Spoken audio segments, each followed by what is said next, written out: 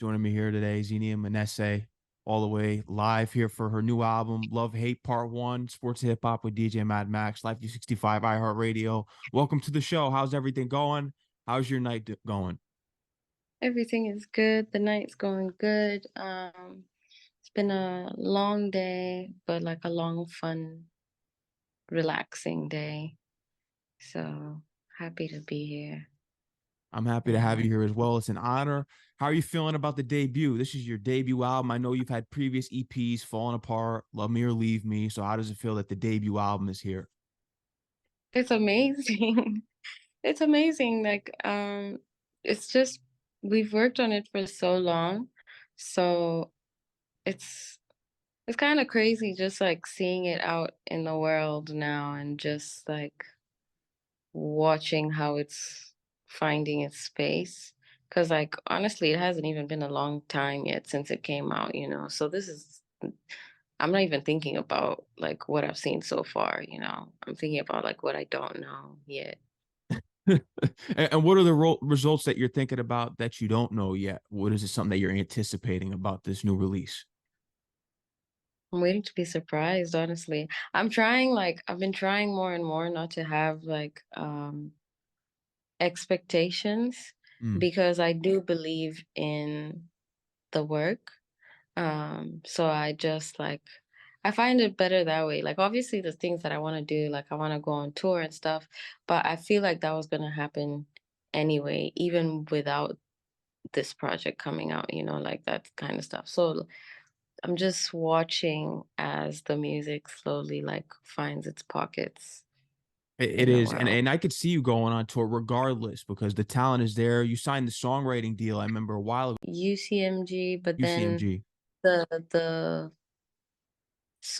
the publishing house is called Atlas Music. Okay, so the talent's Oh, already there. You work with greats already, Tiana Taylor, so you're already well rounded in the industry. Eh, Love hate because you kind of wanted to do something that was through the lens of both sides of an equation, perhaps, which is the love hate thing. So, what kind of drew from your own personal life experiences with the title of this album? um, like as I answer some of these questions more and more by the day, I'm like, do I even know anything? Or did this just all happen the way it was supposed to? But out of all the songs that I wrote, Love Hate felt like the one that encompassed all the feelings that I had talked about and that I was still going to talk about because it's like part one only. And obviously there's more to that. But yeah, I felt like everything fell under that umbrella. I'm thinking now, no, no, no. Well, I'm not wrong, but I'll go off on a crazy tangent. But the that I was reading at the time that was also describing how like a lot of our emotional reactions just fall under the umbrella of like two words, and love being one and fear being the other one, where in my case it was love and hate. Um, so I feel like maybe that might also have influenced it. Yeah.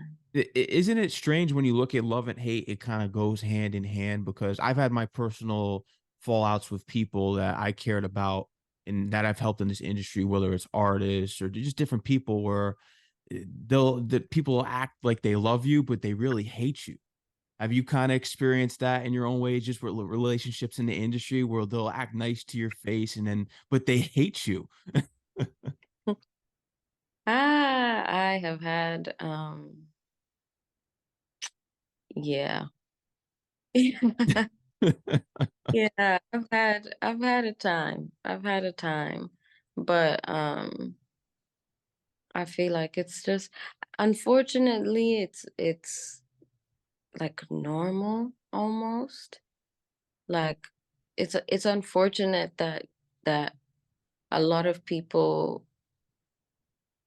can say that they've experienced that because like we should all just be able to be happy for each other, but hey, I don't make the rules. No. I'm just It's unbelievable. We'll never understand why there's people out there that even though we help them and we're genuine, they just end up hating you. It's unbelievable. But I wanted to talk about this album, with Precious, because you talk about self discovery. When did you discover yourself in the process of making this album? Even before that, if that happened. Hmm. I feel like I'm just discovering myself now. For real, for real.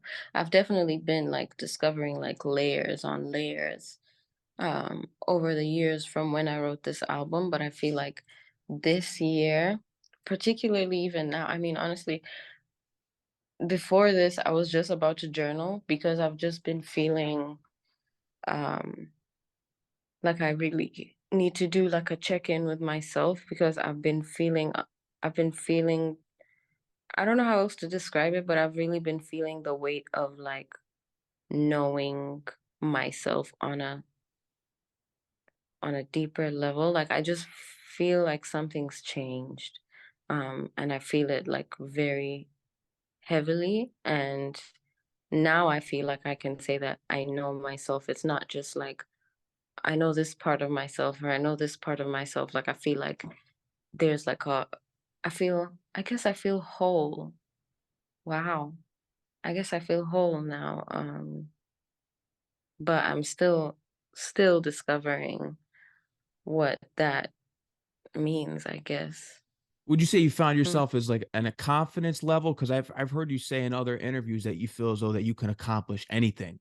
That's what your mindset has been at. So is that kind of more where the confidence is set in and you know your self worth? Yeah, I don't even know if I would describe it as I guess it is confidence, huh? But I don't even think about it that way. It's just like it just occurred to me that like when I think about all the things that I've accomplished in my life, it's because I just decided that it was something that I could do and I did it. So I'm like, what's stopping me except other people? Like, you know? So I guess it is confidence. Yeah, it just clicked over in my head. It was just like, man, what are you waiting for? Like, the only person that's in your way is yourself. So, Exactly. then, yeah. GI's intro, I know this was really important to you to record with your grandfather, and he used to teach you some things on the piano, and he had a music collection. So, when did you guys come up with the idea to officially take it to put this on the album, put together a song? Because we really don't see like two family members on one album like that. It's so rare. So you could tell how much it meant for you to work with your grandfather Edgar. Mm-hmm. It wasn't a decision at all. Like we were just about to submit the album. And that's crazy because I'm here right now with them. Like we're in our family home that's on the coast. And earlier today I was just thinking how in an interview I said like he plays music all the time. Like I'm not kidding, guys. And that's what he was doing earlier. And I was like, yeah, this has always been us. But he sent me the song because he wanted me to sing it for him and send it back to him. But he sent me a voice memo of him singing it. That's the first time that he's ever done that because usually he just sends them over. And I was like, of course I'm gonna use this. Like you, I'm. He knew what he was doing. I feel like in the back of his mind, he knew what he was doing. Um, but yeah, pretty crazy, pretty crazy to have him on there. And also last week, I found a tweet that I wrote in 2018, and I said that I had had a dream that I had put my grandparents on my album, and that blew my mind. And I was like, I did it, and I totally forgot about this, but dreams come true. They do. Do you believe in the power of manifestation? Because it seems as though that came true. Yeah, I do. I do. I feel like it's very, very evident in my life, and yeah, I cannot ignore. I cannot ignore what I've seen and what I continue to see. No. My favorite song, Late Night Checkup. That's the one that's just blew me away off the album. That one right there. Insane. Yeah, where did this idea generate from for this song? Man, I wish I could remember that. I just know I really feel like the beat was called Late Night Checkup or something like that.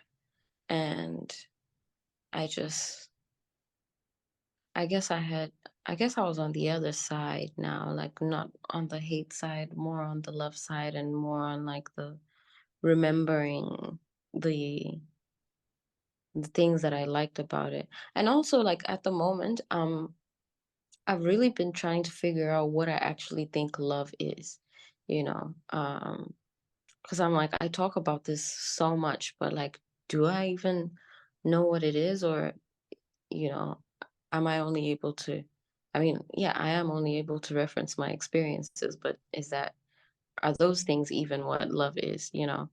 Um, but yeah, late night checkup at the time was about remembering like the things that I liked when I was in love, like the butterflies, like the text at night, like the just all these things that come with new love. I know they're different for a lot of us, but I know like things like the butterflies are very common. Um just yeah, like the experience of like falling in love again, I guess is what I was reminiscing on.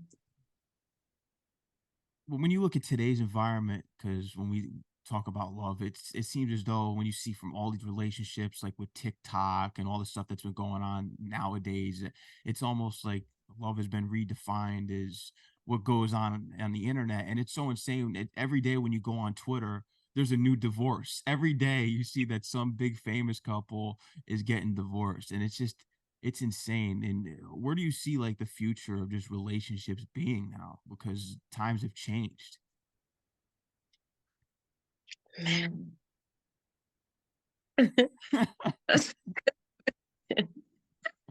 I have no idea because I do see a lot of people that are getting back to themselves, and I have encountered more and more people these days that are like also trying to figure out what it is and trying to get back to like love in its like purest form. But then there's always, love hate. There's always that balance. So I have no idea which way it's gonna swing. I have no idea. I just know what I'm gonna do. Yeah. Even barely, even that, like just barely. I have an idea. But I hope that it goes, in the favor of us like finding out what that means Yeah. as a community.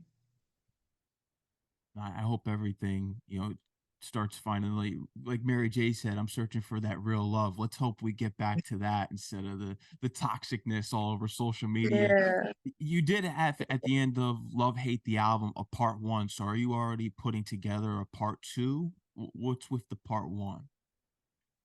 So actually the album was originally 15 songs. Okay. So I had 15 songs already before we decided to split it up into a part one and a part two. It's just because I did all these songs in 2018, 19 there. So over the last 4 years, I've written so much more music. Some of it has come out as like the Maybe project or like all the other singles. I was like, what other project? I don't have another project. All the other singles. Um, but we we basically have like the exact same number of songs on part two now. It's like 11, 11. Oh shit. Shit. Am I can You can, yes. I Yeah. Oh, We have a good balance of the same number of songs on both sides now. That's crazy. yeah.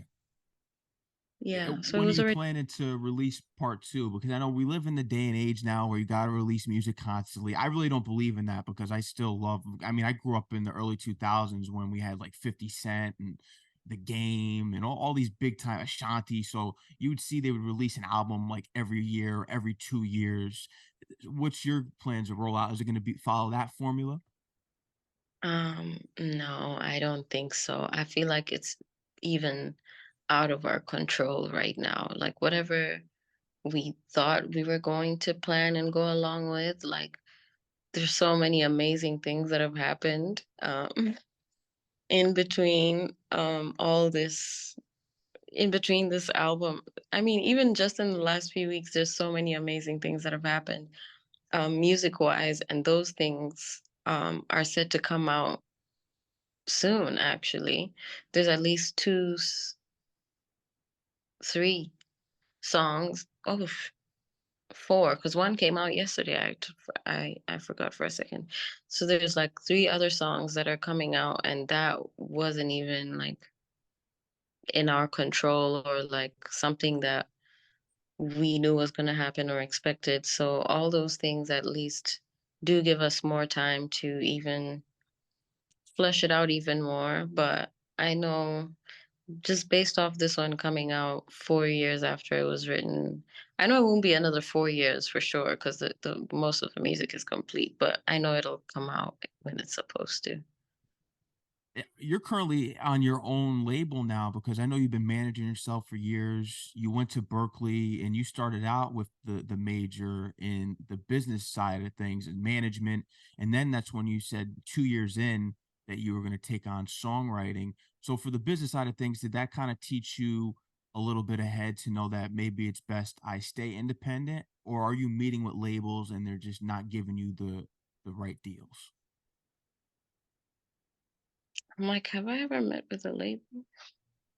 I actually have. I have met with labels, but I've always wanted to be independent.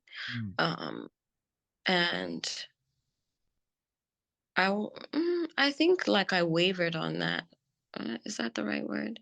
Yeah, I wavered on that a little bit. Like when I had just gone back to Nairobi in like 2019, I was more in a rush to work with an entity just so that I could come back to the States and like work. But then once I remembered like this is a journey and like settled back into myself, I was like, no, we have to stay the course until the time is right. And the time being right was still never about like me signing to a label. It was about like me creating my own and building that. And it's crazy that it's all happening before my eyes. I'm just watching and like appreciating, and I'm just here. But I do have a team, and they're called Soul HQ. They're really dope. They're just like my managers, just two of them, just two ladies. And that's been cool with them, but they've also known that I've never wanted to do the whole label thing. So it's been great because everything we look for is catered to my goals. Because oftentimes when you hear artists sign to a label, it doesn't always go the way that they want. They always want you to change up your sound, your style, and do things that they want you to do to go with the current trends. And I think that's important that you're staying independent right now. And especially when you're out in Nairobi, that's when I think you hit a writer's block. You couldn't write songs for about 6 months. Wow. Yeah, that was before this album. And then once I decided to talk about how I really felt, all of this came out. That was really it. That was all. Oh my God.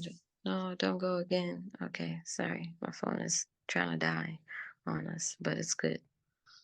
No, I'm glad that you were able to get out of that block because that's important. And after college, you moved to Atlanta. So how was your experience out there? And then I think you went to LA. I moved to ATL right after. I actually moved there because I had an internship, but then I started working with UCMG.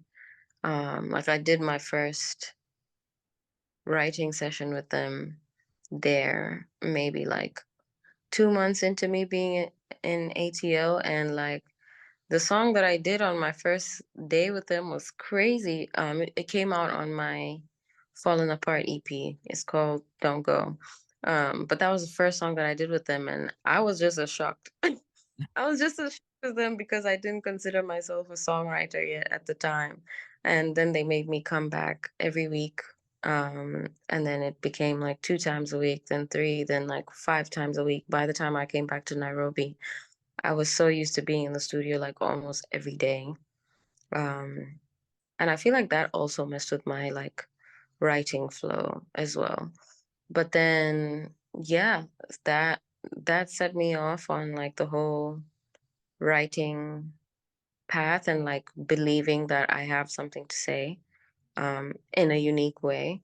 And now I live in LA, so I'm actually only home for a little bit. I just officially moved like in the middle of August, but I had to come home for something cool, like I Wow. said. So But yeah, you're just getting out to LA. You haven't really experienced the full thing. So when you go back, that's when you'll get the opportunities out there. What's something that you're in search of now that you're out in LA? I don't even know if I was searching for, hmm, is that true? Maybe not. Um, I think I just wanted something new and to be in uncharted territory and to just like start again somewhere. Mm. Just start from the beginning. Um, Even though it's like a continuation at the same time. But I was in LA from like April until, yo, time is tripping me out. Last week, I got home last week. That's so crazy. I only got home last week. So I was in LA from April until then. Um, Sorry, that really, that really because of the time difference and everything. But yeah, like the as each month went by, of course, like I have built a foundation there. And I love traveling because of that. Like I've always moved around. That's also another thing that my grandparents have influenced. Like they've seen so much of the world, and I always grew up just wanting to do that as well. And every time I've just taken a chance and like traveled somewhere, and music has always found me. Um, and I always have like a different perspective. And so I look forward to just going to new places just because of the music that I'm gonna make or like the stories and like who I'm gonna become in that time. So this is gonna be exciting. Cause also what the hell, like I'm in LA. Like I dreamt about this shit when I was a kid. Like that blows my mind. No, that's It's the land of crazy. opportunity. That's the place that you have to be in entertainment. I know I was out in New York for my college years, but I still believe you got to go to LA if you want to be in entertainment. New York's it's like Broadway. If you want to be in an office and do Broadway, that's fine. But if you really want to be out there with what you're doing, I know music is big out in New York too, but I think LA is the future. LA and Atlanta, and you already out in Atlanta, so you already had your Yeah. time there. So time to try new things. Yeah. I agree. It's about to get crazy. Yeah, it is. I want to take you back to your first song that you wrote when you were 11. I think it was Memory about your father. Have you thought about rediscovering that, re-recording, potentially putting that out at all, maybe? No, that song is never gonna come out. Oh, That's hilarious though. But you know, it's still like I think I'm trying to figure out I think I'm trying to figure that whole thing out, honestly. Because it's very like straightforward, it's straight to the point. I was 11, the words weren't that complicated. Also, I feel like it gives people the impression that my dad has passed away, but he's very much alive. That's another thing. I was like, "Ooh, I feel like I need to clear that up because he's definitely here." Um, and he actually also asked me the same thing uh, about 2 weeks ago or something. I was like, "No, this song is not gonna come out," but still, an interesting marker of like when I think about it now, I'm like, I'm so glad that I continued writing songs and like writing from the only space that I know. Um, but no, memory's gonna be a memory. Yeah. uh, but how's everything going now? Because I see you got the visuals out. Are you going to be planning some performances? I know that you said the tour was going to come regardless whether you release the album. So what's the plans moving forward with Love Hate Part One? So ooh, that's why this whole time thing is tripping me out because we have an album release party that was initially supposed to be in LA, but now we just gotta do it there as well. There's no stopping. But we have an album release party on the 8th of October over here in Nairobi. We're also shooting a music video. All of this is happening within the next 2 weeks, and I'm prepared mentally. Um, I'm just ready to get shit done, but there's a lot that's lined up. I know there's gonna be like some acoustic performances. I have been asked to do some gigs um in LA right before I left as well. So looking forward to what else comes my way once I get back. Cause yeah, the timing of all of this was crazy, but I had to come home for like the project that happened. It was 100% worth it, but it was also like right when the project came out, and I can see that it's picking up a lot on that side. So at least I'll have, I guess, something to return to. I remember hearing some time ago that you wanted to put a documentary together. Uh, Is that still in the works? I feel like it's been in the works for a long time. Because my best friend, um, she she's with me like majority of the time, except for like when we travel away. We always seem to travel at the same time, but we're always going to completely different places, but for the same amount of time as well.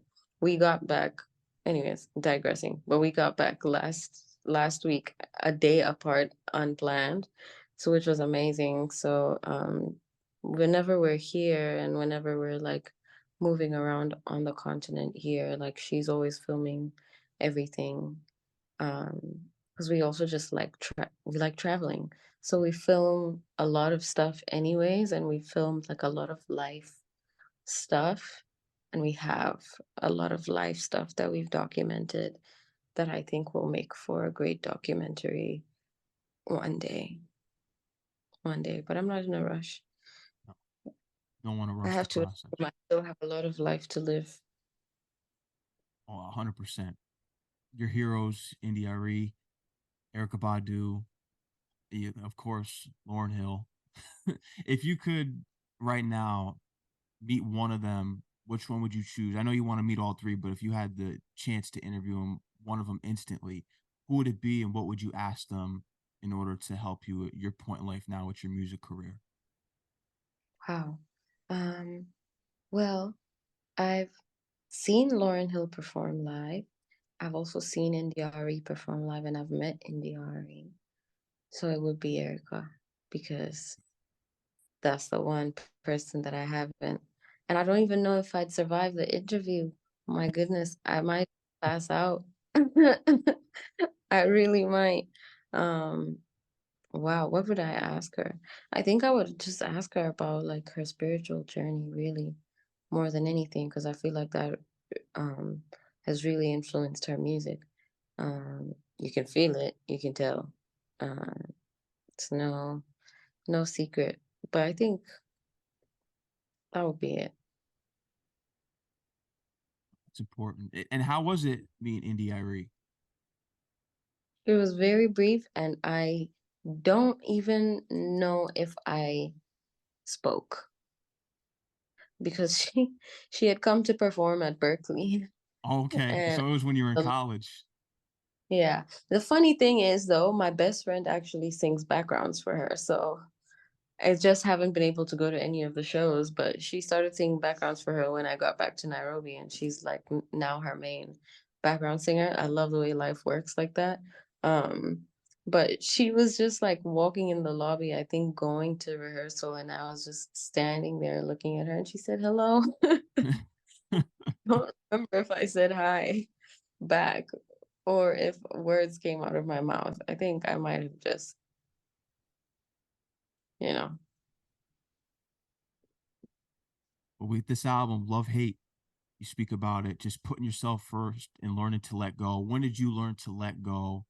And do you feel as though now that you put yourself first, you're looking towards that future now, the bright future that you have? Tell me about what it took to let go, and then now that there's no distractions, what's on the way for you spiritually and mentally? Wow. It took That's crazy because that's what I was thinking of, kind of journaling about is just how much I've had to let go, especially in this past year. Like I've had to let go of like a lot of things, and it wasn't necessarily a choice. It's just going through life, and I guess when I started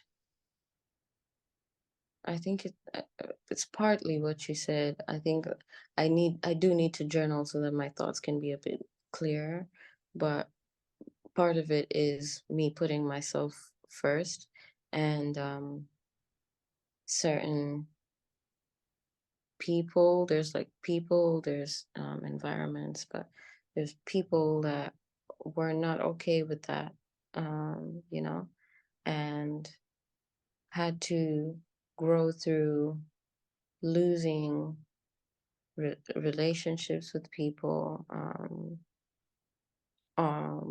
on account of that, which is sad. Because again, like we said, like we should all be able to be happy for each other, and want the best for each other. And really like find and be intentional about like putting myself in spaces that are going to nurture who I think I am and who I am becoming. Um, and yeah, I don't know. This one is a thinker because I literally was just about to write about it. Like I'm gonna journal about it, but I am happy. Like it's I was just speaking to my best friend and I said it's crazy that I'm saying that I've learned to be so gentle with myself when I've always known that I'm a gentle person. So it's like, that I moved away from that and that I've like had to find my way back is a bit crazy, but I guess that's just life. I guess we're all born, gentle. Um and then growing is just the process of getting back to that. So I think I'm well on my way. I think I'm well on my way. Does that connect, especially with your song Anticipate? Because that's more of a song living in the future and the past. And you've described it as watching a movie when listening to that song that you wrote. hmm I realized, you have your perspective when you write the song, and then when the song comes out, everybody interprets it. Interprets. Yeah, that's the right word. Trippy. Everybody interprets it the way that they will, or in the way that it applies to them. And I can say that anticipate could have that meaning now. It could be me having a conversation with myself. It, damn, that was a good question. It could be me having a conversation with myself. Damn. Yeah. Shit. No, this album is a You thinker. I'll tell you, I like music that makes you think. We need more of it, and it relates to real life instances. A lot of the stuff now, I always say it all the time. The music that comes out today, a lot of it, you can't relate to it because it's so toxic. But it's so rare to get. I mean, you have a lot of artists out there that release genuine material, and we're just right here with Love Hate Part One. It's an art piece, and it's something that you can reflect on and think about and ask questions. And that's what we need in music. yeah. Damn. That was good. You got me with that. Oof. Yeah. Wow. So you experimented with Swahili on this album. How much of a Mhm. challenge was it for you? But you were able to achieve it. Not a challenge at all.